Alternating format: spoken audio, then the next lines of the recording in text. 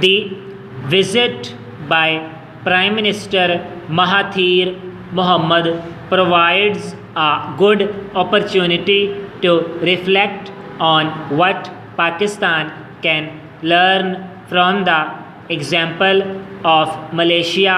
First up, since the 1980s, that country has undergone a profound transformation from primarily being an exporter of raw materials to becoming a manufacturing powerhouse and one of the largest and fastest growing economies in Southeast Asia. First up, what stands out for Pakistan in the Malaysian example is the long-term nature of economic decision making and the strong policy continuity in the pursuit of strategic economic goals. First up, the country has had its fair share of political turmoil, and most recently we have the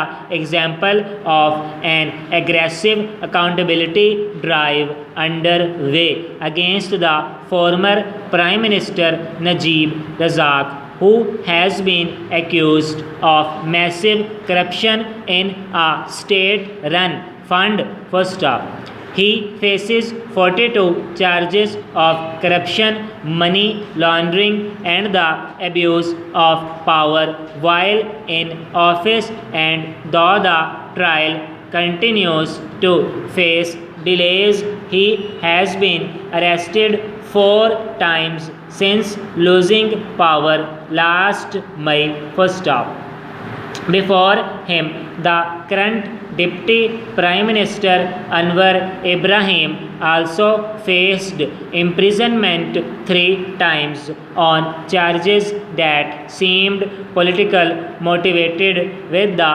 first sentence actively supported by Prime Minister Mahathir Mohamad himself.